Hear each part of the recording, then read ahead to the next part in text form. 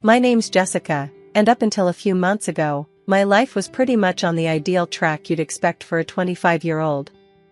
I'd just wrapped up my degree and snagged a manager position at a bustling trading company. Things were looking up, and then, at a party thrown by some mutual friends, I met Jake. Jake was a guy you'd notice right off the bat, tall, with a loud laugh and a way of filling the room that made you feel like you were the only two people in it. He came over to where I was sitting, holding a beer in one hand and a plate of half-eaten snacks in the other. "Hey, you're Jessica, right?" "I'm Jake. Heard you're the brain running the new show downtown," he said, sliding into the seat next to me. "Yeah, that's me," I smiled, trying to match his easy demeanor. "And let me guess, you're the life of every party and possibly every after-party?" "You got me," he laughed, clapping his hands in mock surrender. "Guilty as charged. So, what brings you here, apart from obviously elevating our collective style quotient?" We clicked instantly. Jake was easy to talk to, and despite his casual front, he seemed genuinely interested in what I had to say. We spent the rest of the evening chatting about everything from our jobs to our favorite TV shows, and by the time the party wound down, we'd exchanged numbers and promised to catch up soon. In the weeks that followed, Jake and I saw a lot of each other. Our dates ranged from simple coffee meetups to adventurous evenings out in the city. He was fun, but also had a rough edge that made our conversation spark. We often debated fiercely over films or politics, him always pushing back with a grin whenever I got too bossy with my opinions. "Come on, Jess, you can't seriously think that's the best movie of the year?" he'd challenge, throwing his hands up in disbelief. "Watch me convince you, or are you scared you'll actually agree with me?" I'd retort, bumping his shoulder lightly with mine. Life felt good. Real good. But as they say, when things seem too perfect, life has a way of throwing a curveball. I just didn't expect mine to come so fast and hit so hard. It was a clear Saturday morning, the kind where the sun decides to show up in full glory and not a single cloud dares to hide it. I was out for a drive with my folks, planning to grab lunch at that new seafood place Mom had been raving about all week. Dad was at the wheel, Mom was navigating, and I was in the back seat, mindlessly scrolling through my phone. "Jessica, put that thing down and look outside, would you? It's a beautiful day." Mom chided from the front seat, her tone playful yet firm. I laughed, slipping the phone into my purse. All right. You win, Mom. Eyes on the scenery now." Dad chimed in, his voice always steady and reassuring. "Good. You kids today with your gadgets. When I was your age, I was always looking out the window, counting cows on the road trips." We all laughed, and I leaned forward between their seats, feeling like a kid again on one of our family road trips. The conversation shifted to casual updates on relatives and Dad's recent fishing trip with his buddies. "So, caught anything bigger than a minnow this time, Dad?" I teased, poking fun at his often exaggerated fish tales. "A minnow? You'll eat your words next time I bring home a catch. Just wait," he retorted, grinning in the rearview mirror. Mom rolled her eyes, smiling. "Let's see if we can get through lunch without your father declaring himself the fishing champion of the state." The light-hearted banter was cut short by a sudden blare of a horn. Time slowed down as I looked up. A truck had veered into our lane, speeding straight toward us. Dad's hands tightened on the wheel, his knuckles white as he tried to swerve. "Hold on," he shouted, the last words I heard before the crash drowned out everything else. The impact was deafening, a brutal cacophony of shattering glass and crunching metal. My body jerked forward, then slammed back, pain shooting through every nerve. Darkness edged my vision, the sounds around me fading to a distant, muffled echo. When I came to, the world was a haze of sirens and people shouting. I tried to move, to get to my parents, but nothing responded.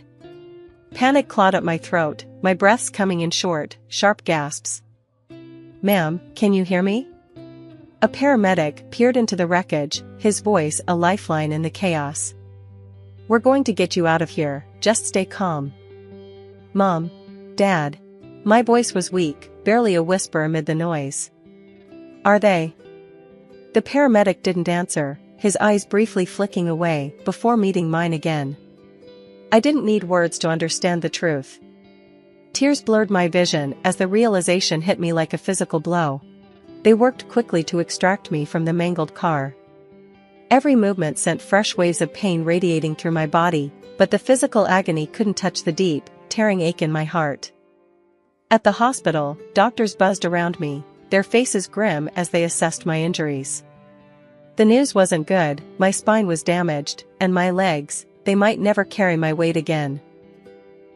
The loneliness was crushing, only interrupted by the occasional visit from a nurse or doctor. That's why when Jake walked in with his parents, it felt like a burst of normal in my sea of chaos. "Hey, Jess," Jake said softly, pulling up a chair next to my bed. His parents stood just behind him, awkward smiles plastered on their faces. "Hi, Jake," I managed, my voice raspy from disuse. "It's good to see some familiar faces." "We've been worried about you," he said, reaching out to take my hand. It felt warm, solid. "How are you holding up?" "Been better," I said, trying to keep the mood light despite the ache in my chest. "But I guess it could be worse." Linda, Jake's mom, stepped forward, a tight smile on her face. "We just want you to know we're here for you, Jessica. Whatever you need." "Yeah, thanks," I said, not sure what else to add. It's not every day you lose everything and then have your boyfriend's parents acting like they were part of the family already. Mark, his dad, was a large, imposing man who normally commanded every room he walked into. But there, in the hospital, he seemed shrunken, unsure of himself. "We've been thinking, Jessica," he began. "And well, Jake has something he wants to ask you." I frowned, confused. "Okay." Jake squeezed my hand, his eyes searching mine. "Jessica, these last few days, knowing you were here, hurt and alone, it's made me realize something." "What's that?" I asked, heart hammering. This wasn't a normal conversation. Something big was coming. "I don't want to spend another day not knowing you're in my life for good," he said, and suddenly, there was a small box in his hand. He opened it to reveal a simple, but beautiful, engagement ring. I stared at it, then at him, my mind racing. "Jake, are you serious?" "Dead serious," he said with a nod. "Marry me, Jessica. Let me take care of you." His parents watched us, barely breathing. Linda had her hands clasped together, eyes wet with tears. Mark just nodded slightly, as if confirming something to himself. It felt like a lifeline, thrown in the middle of my storm. But it also felt rushed, desperate even. Yet, looking into Jake's hopeful face, how could I say anything but, yes? Our wedding was nothing like I had imagined as a little girl. It was a modest ceremony, held in the small garden at my parents' house. I sat in my wheelchair, dressed in a simple white gown that had been altered to fit comfortably around my new reality. The guest list had shrunk to a handful of close friends and family, a stark contrast to the grand event my mother and I had playfully sketched out years ago. My parents' house, now just mine, had been modified after the accident. Ramps and rails were the new normal in my once familiar home. But so was the constant reminder of my limitations. The first few weeks were a blur of adjustments. Jake moved in and, at first, things seemed okay. He was around a lot, helping me move about, cooking meals, and generally making sure I was comfortable. I appreciated it, I did, but there was an undercurrent of tension, like waiting for the other shoe to drop. One afternoon, I was trying to reach a bowl from the upper cabinet, a feat that had become a Herculean task from my new, lower vantage point. "Need some help there, babe?" Jake asked, walking into the kitchen. "Just a bit," I replied, frustrated at having to ask yet again. He grabbed the bowl and handed it to me. "You know, I read online about some tools that might help you with this stuff. Like grabbers or something." "Yeah, maybe," I muttered, not wanting to think about stocking my home with yet more reminders of my disability. Things started to shift then. Slowly, Jake began spending more time away from home. His helpfulness waned, replaced by absences that he brushed off with vague explanations. "Where were you last night?" I asked him one evening when he came home later than usual, the smell of alcohol clinging to his clothes. "Out," was all he said as he flopped down on the couch, not even bothering to remove his shoes. "Just needed to blow off some steam." I maneuvered my wheelchair closer, feeling a mix of anger and concern. "Jake, you know I can't just go out and blow off steam. I need you here." He sighed, a sound that seemed to carry more annoyance than apology. "Jess, I can't be cooped up here all the time. It's tough for me, too, you know." The days turned into weeks, and the neglect became more apparent. Meals he used to cook turned into takeout boxes he couldn't be bothered to throw away. The bathroom that needed to be accessible became cluttered with his things, making it harder for me to maneuver. One morning, I caught him in a particularly foul mood as I asked him to move his stuff off the bathroom floor. "Can you just deal with it for once?" he snapped, his patience obviously worn thin. I didn't sign up to be a caretaker. 3 months after our wedding, Jake quit his job, dropping the news as casually as if he were talking about the weather. "I don't need to work anymore," he said one morning, coffee in hand, a smug look on his face. "You've got enough money from your folks. We're set." I stared at him, my stomach churning. "So, what, you're just going to live off my inheritance? That's your plan?" "Why not?" he shrugged. "It's ours now, isn't it?" His words chilled me. It wasn't just the house or the money he felt entitled to, it was my entire existence. I was supposed to be his wife, not his meal ticket. Things around the house started to change, and not for the better. It was the little things at first. Paintings that had hung on the walls for as long as I could remember were suddenly gone, and heirloom dishes that were supposed to be passed down to me vanished from the cupboards. At first, I thought I was going crazy. How could I misplace these things when I could barely get around? One afternoon, the house was unusually quiet. Jake and his folks were out, supposedly at some all-day event. I was alone, which was rare these days. I was in the living room, trying to reach a book from a lower shelf when Maria, my masseuse, and only real friend these days, came in for her weekly visit. "Hey, Jessica, how you holding up today?" Maria asked as she set her bag down. "Not great," I sighed, abandoning my attempt at the book. "Stuff's going missing, and I don't know if I'm just forgetting things or what." Maria frowned, helping me back into my chair. "What kind of stuff?" "Important stuff, like my mom's paintings and some antique dishes. I can't prove it, but I think someone's taking them." "That's messed up," she said, her brows knitting together in concern. "Do you want to do something about it?" "Like what?" "It's not like I can set up cameras all over the place," I muttered, feeling defeated. "Well, actually, I might know a guy who could set up some mics. Just to see if you can catch whoever's doing it talking about it?" Maria suggested, her tone careful. I hesitated. It felt a bit extreme, but then again, I needed to know. "Okay, yeah. Let's do it." A few days later, Maria came by with a guy who discreetly placed microphones in several rooms. It was all very spy-like, and I half expected it to be a bust. But what we eventually heard chilled me to the bone. It was late one evening, a few weeks after the mics were installed, and I was listening through the recordings. Jake's voice came through first, clear as day. "We should be able to get a good price for those dishes," he said, sounding nonchalant. "Yeah, the paintings fetched a pretty penny too," his mother, Linda, responded. There was a clinking sound, like she was sorting through silverware. I felt sick. They were stealing from me, selling off my family's things right under my nose. "What about Jessica? She's bound to notice more things missing," Jake's dad, Mark, chimed in. "That wheelchair keeps her pretty tied down.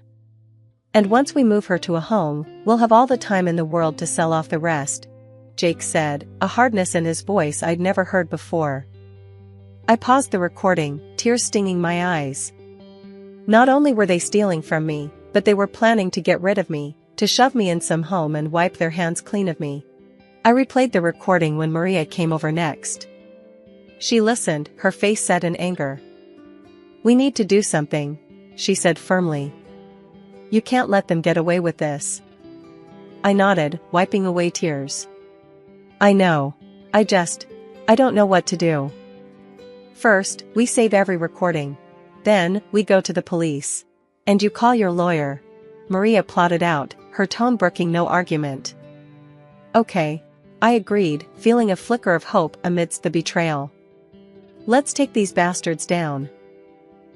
The next morning, I woke up to find the ramps that allowed me access to different parts of the house mysteriously dismantled.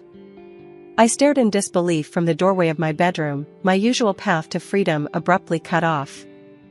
"Jake," I called out, hoping for an explanation but dreading the answer. When he finally appeared, his face was a mask of feigned concern. "Oh, hey babe," Jake said casually, as if nothing was amiss. "We had to take down those ramps. They were getting old and, safety hazard and all that." "Safety hazard?" "Jake, I need those to get around. How am I supposed to move through the house now?" My voice cracked with a mixture of anger and desperation. "Don't worry about it, Jess. We'll figure something out," he replied, his tone dismissive, as if it were a minor inconvenience rather than a major blockade to my independence. "But I am worried, Jake. You can't just decide these things without talking to me first. I live here too, remember?" I snapped, my frustration boiling over. Jake shrugged, the gesture like a slap in the face. "Look, I'm just trying to look out for you. You could have hurt yourself with those old ramps." His words twisted in my gut. Looking out for me? More like trapping me. I spent the rest of the day confined to one part of the house, my mind racing with the implications of what they'd done. The walls felt like they were closing in, each room a reminder of my growing helplessness. The next few days were a blur of helplessness and brewing fury. I was stuck, literally and figuratively. Jake and his parents came and went as they pleased, their voices low and conspiratorial, leaving me out of their hushed conversations. One evening, Linda came by to check on me, her fake smile firmly in place. "Jessica, darling, how are you holding up? We're just so worried about you being on your own," she cooed, her voice dripping with false sympathy. "I'm managing," I replied coldly, not in the mood to play nice. "Seems like I'll have to get used to it, with the ramps gone and all." "Oh, that was just a precaution, dear," Linda said, patting my hand in a patronizing manner. "We're just trying to keep you safe. You know how much we care about you." Her words stung, the lie so blatant it was almost laughable. Safe? They were stripping away my mobility, my freedom, piece by piece. That night, after Linda had left with a breezy goodbye, I called Maria. "They're boxing me in, Maria. I can't even get around my own house now," I said, the edge in my voice sharp with anger and a trace of fear. "We need to act fast, Jessica," Maria responded, her voice tight with urgency. "This is more serious than we thought. It's not just about stealing from you now, it's about control." After we hung up, I lay in bed, staring at the ceiling. The feeling of being trapped was suffocating, but the fire of defiance was building within me. I just needed a chance, any chance, to turn the tables on them. And I was determined to find it. The next morning was a whirlwind. First, I called the service that deals with the disabled to report how Jake and his parents had dismantled the ramps, my main way of moving freely around my own home. They were quick to react, promising to send someone to assess the situation immediately. Next, I called my lawyer, Mr. Thompson, and explained everything. He was furious on my behalf and wasted no time. "I'll be there this afternoon with a couple of officers and a representative from the disability service. We'll sort this out," he assured me over the phone. By mid-afternoon, my living room felt more crowded than it had in a long time. Mr. Thompson, 2 police officers, and a representative from the Disability Rights Service were all present, along with Jake and his parents. The atmosphere was tense, the air thick with anticipation and dread. Jake and his dad looked shocked, like deer caught in headlights, when Mr. Thompson started speaking. "We are here to conduct a thorough check of the premises," he announced. "I have here an inventory of all items listed in Jessica's parents' will, and we will be verifying that these items are accounted for." Jake tried to protest. "This is ridiculous. Jessica, why are you doing this?" Before I could answer, the representative from the Disability Service intervened, his tone stern. "First, we need to address the removal of accessibility features in this home. It's been brought to our attention that necessary ramps have been dismantled, significantly reducing Ms. Thompson's mobility and independence." The color drained from Jake's face as the representative walked through the house, noting where each ramp had been removed. Meanwhile, Mr. Thompson began checking off items from the inventory list. It didn't take long for discrepancies to appear. Several high-value items were missing, just as I had suspected. Linda started crying, her sobs loud and dramatic. "Please, Jessica, we didn't mean any harm. We were just trying to make things easier." "Easier for who, exactly?" I shot back, my patience wearing thin. Mr. Thompson continued his inventory check, his expression growing grimmer with each missing item. "This is serious," he muttered, jotting down notes. Mark, who had been silent, finally spoke, his voice shaky. "Look, maybe we got carried away, but we can sort this out. Let's talk about this, Jessica." "There's nothing to talk about," I said, my voice steady despite the chaos around me. "You've been stealing from me and planning to ship me off. There's no excusing that." As the reality of their situation set in, Jake and his parents became increasingly panicked. Mr. Thompson finished his inspection and nodded to the officers. "Based on the evidence and the discrepancies here, I think we have enough to move forward." I looked at Jake, his parents, and then at the officers. "I want to press charges," I said, my voice firm. "And I have recordings of their conversations discussing their plans to sell my inheritance." The officers listened to the recordings, their expressions stern. After a few moments, one of them turned to Jake and his parents. "You are under arrest for theft and conspiracy," he announced, and began reading them their rights. Jake looked at me, betrayal written all over his face, not understanding that the real betrayal was his own. As they were led away, his mother's cries echoing down the hallway, I felt a mix of relief and sorrow. It was over, at least this chapter of it. The court case was a grueling process, but every day I showed up, determined to see it through. Sitting in the courtroom, watching Jake and his parents face the consequences of their actions, brought a mix of emotions.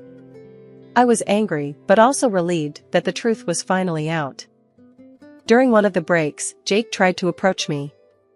"Jessica, I'm sorry. I never wanted things to go this far," he said, his voice low.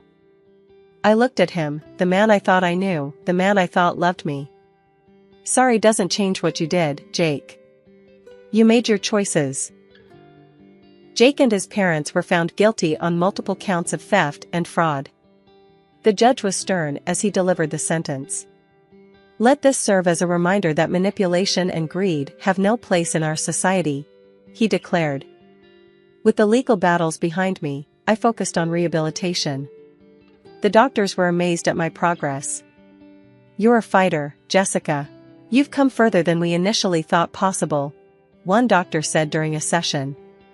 Rehab wasn't just about physical recovery, it was about rebuilding my life. I started going out more, meeting new people, and even took up a new hobby, painting. It was therapeutic, a way to express everything I had been through. One day, at a community art class, I met Alex. He was funny and kind, and he had this way of looking at life that made me believe in the good again. We clicked immediately, and soon, we were spending a lot of time together. "Jessica, this might sound crazy, but I feel like meeting you was meant to be," Alex said one evening as we walked through the park, my wheelchair rolling smoothly beside him. I smiled, feeling genuinely happy for the first time in a long while. "I think I can believe that. It's nice to have someone who just gets it, you know?" "Yeah, I do," he said, reaching over to squeeze my hand gently. One morning, I visited the grave of my parents. I told them about everything that had happened, about the trial, my recovery, and Alex. I miss you both so much, but I'm getting back on my feet, literally and figuratively, I said, laying flowers on their tombstone. Walking away from the cemetery, I felt their love with me, like a gentle push forward. I was moving on, but I was taking them with me in my heart.